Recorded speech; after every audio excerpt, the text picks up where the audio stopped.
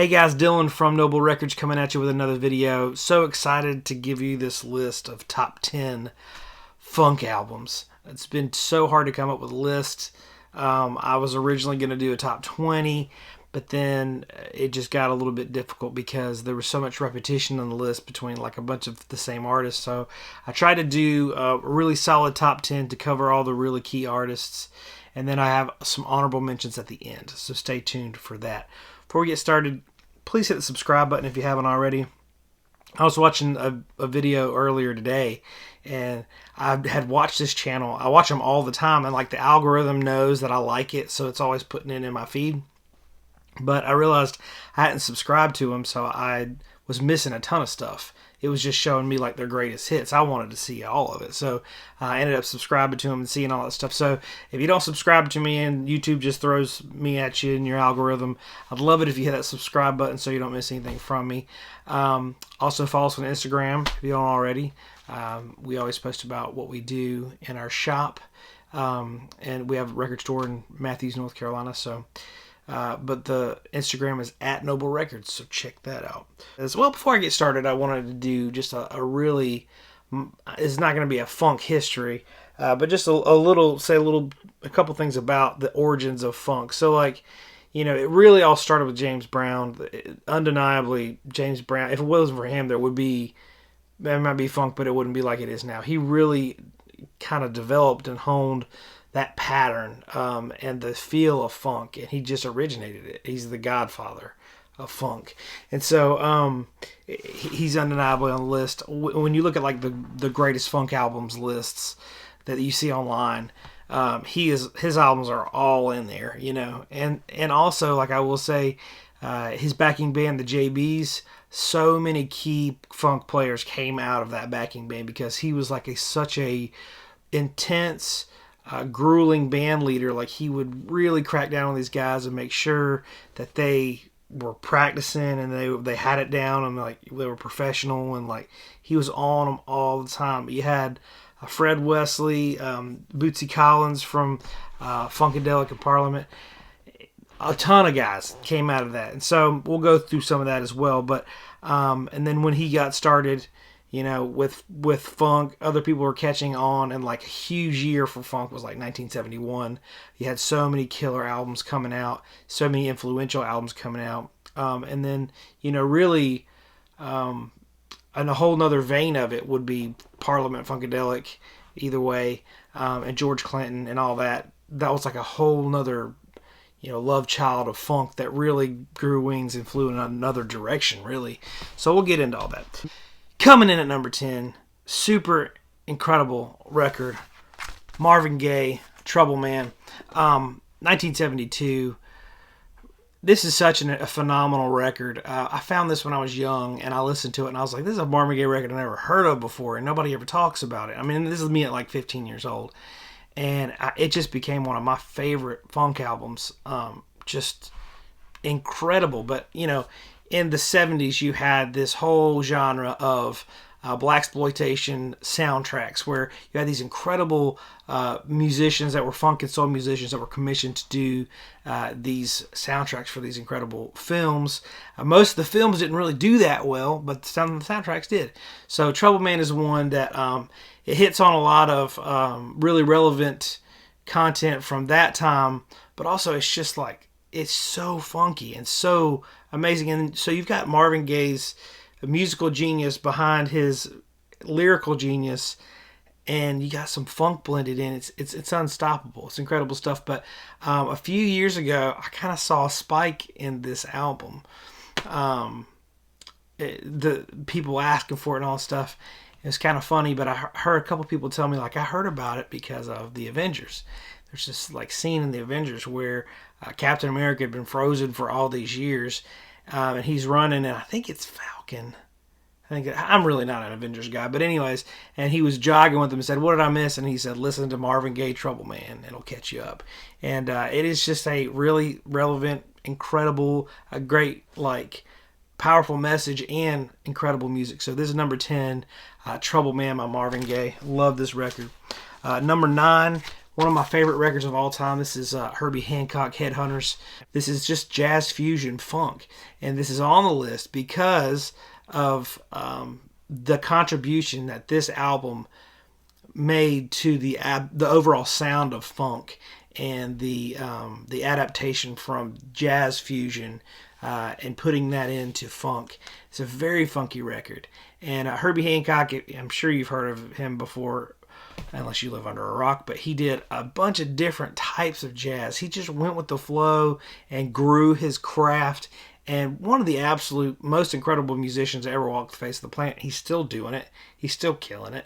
But absolute incredible musician. And like I said, this, as far as what I like, this is higher than a lot of the higher albums on the list. Because for me, this is top 10 records. I mean, of all time, any genre, incredible. Because it's just so innovative and so incredible. So this is the only jazz fusion record I have on the list, but it's because it's so funky. It earns that spot, and I think it really influenced a lot of funk records. Number 8 is Stevie Wonder, Inner Visions. Now, you guys all know Stevie Wonder is an absolute brilliant, one of the most brilliant artists ever. If you look at all the funk top 100 funk albums list, you got several Stevie Wonder records to choose from. This is the one I think is most funky. This is not one of those, Stevie Wonder has a lot of hits, and there are some hits on this record, but when you listen to this record front to back, you see how it blends as an album. I'm more of an album person myself because I love that format, because you have so much more time to sit with this whole piece of art that this artist put together as that form. I mean, some people just put out singles and that's fine, but this, you got the artwork that's incredible, and then you also have like Stevie Wonder as a writer. He's incredible. He could play like any instrument, and he's just like, he was a prodigy. He started out super young, and it's just mind-blowing how incredible of a composer and writer and musician that he is. But this album is very funky, and it is an important record in the landscape of funk. So that's coming in at number 8. Number 7. This is the only one you guys might not agree with me on, but hear me out. This is probably the rarest one on the list, I guess. But Betty Davis, They Say I'm Different, 1974. Betty Davis is this incredible female funk artist. She had an incredible band backing her up, and she had 3 albums, and then she just kind of vanished off the face of the planet. That's a different story. But just an absolute force to be reckoned with in funk. She broke down a lot of barriers for female musicians, and like female musicians in that space. Like, if you think about funk artists, they're almost all men unless they're backup singers. And so Betty Davis just kind of stepped out, took charge, and was just this really fierce female force in funk. And it's just incredible. The first time I heard this record, I was like, it was one of those records, there's only a handful, that the first time I heard it, I'm like, where has this been my whole life, and how have I lived without it? This is amazing. But in addition to her contribution with her records and her music, and her attitude and what she did for the genre, she also married Miles Davis. That's where she got that last name.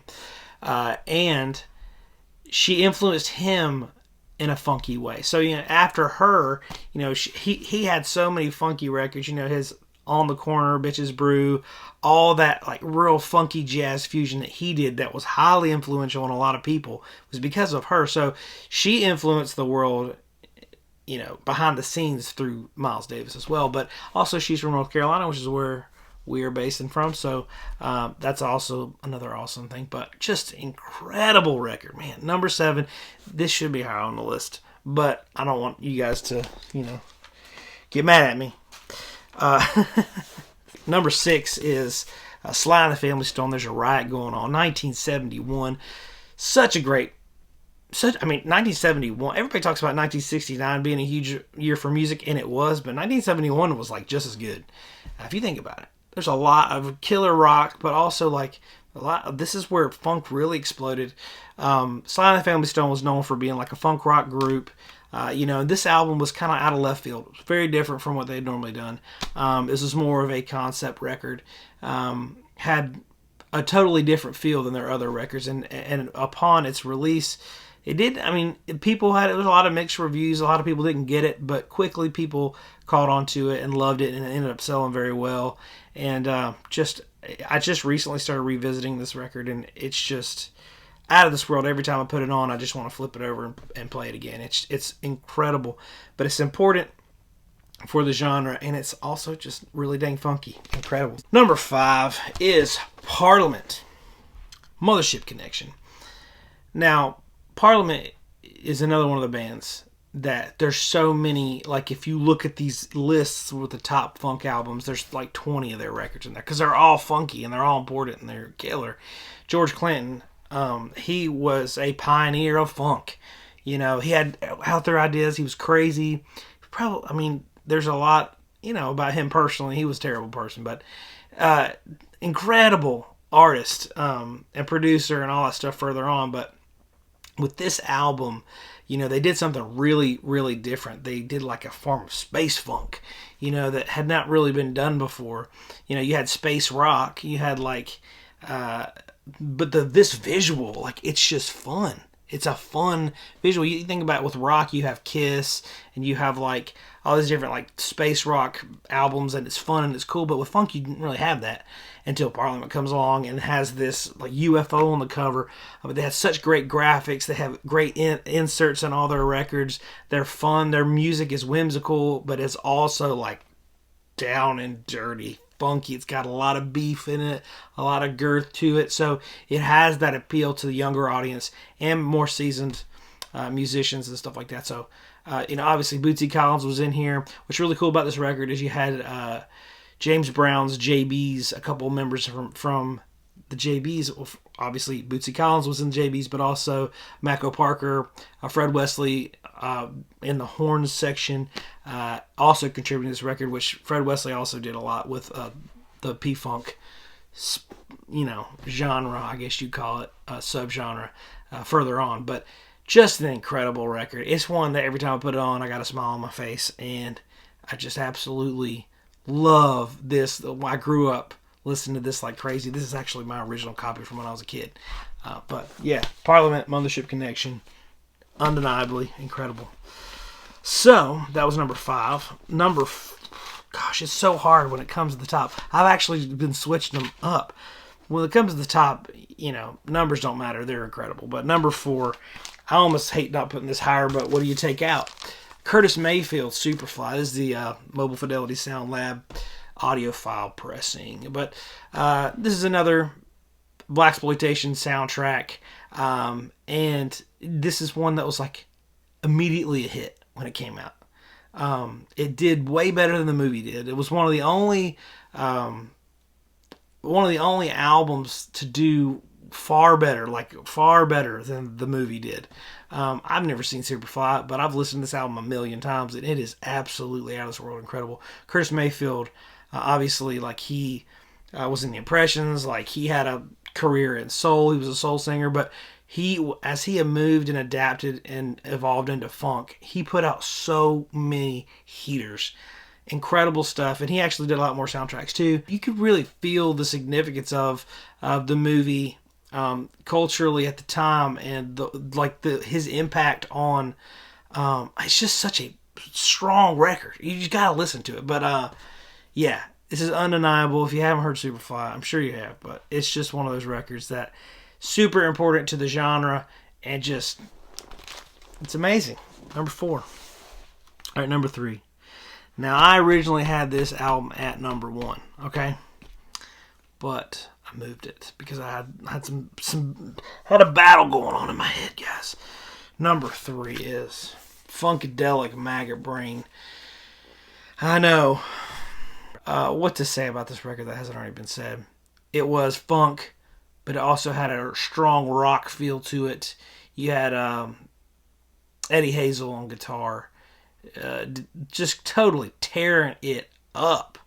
And that whole 10-minute long Maggot Brain guitar solo is just out of this world. I mean, that's the best thing on this record in my opinion, but just really iconic. as far as like, I really love funk, but I really, really love the psychedelic rock funk all in one boiling pot. Like, I love it so much, and that's what this is. It's to perfection.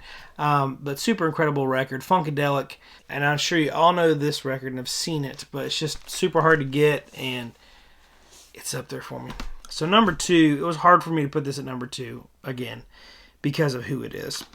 This is James Brown, The Payback. Now, I could have picked 5 different James Brown records and I wouldn't have been wrong, because James Brown was phenomenal. As I said before, he invented it. Like, he's not alone. He didn't do it alone, but he did. It wouldn't be where it is. It wouldn't have happened the way it did without him. He kind of came up with the format. He is to funk as Black Sabbath is to metal, you know. So, but this is an incredible record. It was meant to be a soundtrack for a film, but they ended up not picking it up. They said it wasn't funky enough, which is outrageous because it's super funky. And then, like, I think they went on to say they really regretted not picking it up, because this was sold very, very well. It was a very iconic record, but it's just an incredible James Brown album. This one, I was debating on between this one and James Brown Hell. Those are both amazing records. So I guess Hell will get my honorable mention, but just phenomenal stuff. And like I said, James Brown, I can't say enough about his impact on funk. It just wouldn't have even happened without him. So this is an incredible record. If I had to pick one James Brown record, I think is just amazing. This one and Hell are tied, but I chose this one. Last but not least, number 1, you probably can guess, it's Marvin Gaye, What's Going On. I need to get like just an original copy. This is my Ultra Disc 1-step audiophile fancy pantsy version. But this album is so important. If you notice, this is the only artist I put on the list twice. You know, Parliament Funkadelic, I guess you can count that. But he had so many great records, but this one in particular, like, he was a soul singer, and then he was so impacted by first of all, Tammy Terrell, his like partner, you know, his singing partner. She got sick and passed away. That sound was the chair, by the way. And he was like super depressed. His brother was in the military. He was fighting in Vietnam, was sending him letters, and he was getting all these letters from his brother, and he was just like so depressed. He like really was struggling with depression for a long time, and so it just, that transition in his life changed the trajectory of his music in such a huge way. And so this album was the first album that he like stopped wearing like his suits and stuff. He started wearing like more comfortable clothes. His recording process was totally different. He just went into the studio and let it happen, and just let his, instead of it being such a high pressure thing, he just sat back and took it all in, and just really let himself express himself through the music. So that is such a huge artistic expression. As far as albums, I think it was last year Rolling Stone magazine put that at number 1 in the top 500 albums of all time, and a lot of people were like, what? But I mean, I can't say it's wrong. Like, it's just such an incredible record, funk or no funk, just for what it is culturally, and it was such an incredible piece in the history of funk. So I love that record so much, and the more I hear it, the more, you know, I love it. But it's been very impactful on a lot of people. But there's not many records I could say you can feel the person's soul through it like you can that one. You can feel his pain, you can feel his struggle, you can feel his joy, you can feel his depression through it. Like, it's just the way that he expresses himself through it to where you feel it. It's just, it's unique and it's incredible. It stands out. So I'll give you some honorable mentions of things I was going to put in, and I might tell you why I didn't. There's another one up here I was going to put in. Yeah, so some of them I didn't think, because I was going to originally do top 20. Some of them I didn't think were, significant enough, as big of an impact, so I didn't put them on the list. But this one, The Politicians, featuring McKinley Jackson, very funky, incredible. And I was asking myself, like, why do I want to put this on the list? Just because I really like it. It wasn't huge A lot of people don't even know what it is, so it's a little bit more. I mean, I have so maybe I should do like a top 10 rare funk records, and that would be in it. But there's some like really rare funk that's worth like way more money than I could ever pay for a record. So, this one was number 11, Earth, Wind and Fire. Their self-titled 1971 record. If you look at the top, like I said, I looked at all like several different top 100 funk albums. There were so many Earth, Wind and Fire albums in there. And you see the Earth, Wind and Fire album covers, and they're like cheesy in the mid 70s and 80s and stuff, but like those albums are still very good. This is their first album. This is where it all came from. This is more funky and raw, and it has that 1971 funk feel to it. Very good. Earth, Wind and Fire, self-titled. This is Fred Wesley and the JVs. Darn Right I'm Somebody. Oh my gosh, incredible stuff. This one, it hurt my heart not to put in there because I feel like it really earned a spot. But this is the Meters, the New Orleans Bayou funk feel. But as far as like instrumentation goes, this really added a lot to the landscape of funk from this, just the instrumental sound point. Incredible stuff along the same lines. I can't say enough good stuff about that. Along the same lines, this one, Booker T and the MG's Green Onions, I was going to put in there as well, but it's just instrumental. And it's not really that funky, but it's funky enough to have had a very big impact on funk, if you know what I mean. It's not as raw and just nasty funk, but it's like put together funk, very iconic, very influential. Another one, Simandi or Simand. I don't know how to say it. And you guys always correct me and say, "You idiot." Incredible funk. Funk rock, psychedelic funk, whatever you want to say. It is everything I love so much. The rhythms are killer on it. The guitar's killer on it. It's the bass lines obviously all killer. But this is another one of those records that just blows me away. Jack McDuff, Sophisticated Funk, are really cool. Just real funky instrumental record. I didn't think it was impactful enough, but I originally, like, I was looking through all my funk stuff, and I pulled it out, and I was like, I don't know if I could put it in the top. Mandrill, incredible funk rock. They brought in so many different elements. They were like a more funky Santana. So it attracted a lot of different listeners, not just people that were into funk, but people that were into rock and salsa and all that different stuff. Like, Mandrill is just an outrageous funk rock group. This is one that is incredible. You got to hear this if you haven't heard it. But yeah, it's like a real funky Santana. Ohio Players, Pleasure. Yeah, this is a weird record, but it's very funky and it's very killer. They had a lot of records, and all the covers are very 50 Shades of Funk, if you know what I mean. But just incredible stuff. And last but not least is Isaac Hayes' Hot Buttered Soul. This is more of a soul record with funk sprinkled in. That's why I didn't put it on there, but it was probably going to be like number 12. Very important record, but he had a lot of influence on funk. But this is my favorite record of his. And there's 1,000 other records I could have picked. Funk is just one of the genres I've been really falling in love with the past few years. And I've loved it all my life, but really the past few years I've gotten into some of the nitty gritty with it and found some rare stuff and learned a lot about it. So thank y'all for watching this video. If you enjoyed, hit that subscribe button, follow us on Instagram, and just stick around, show some love. Hit me in the comments section. Let me know what I forgot, what albums I should have put on there. So thanks for watching this. We'll see you guys next time.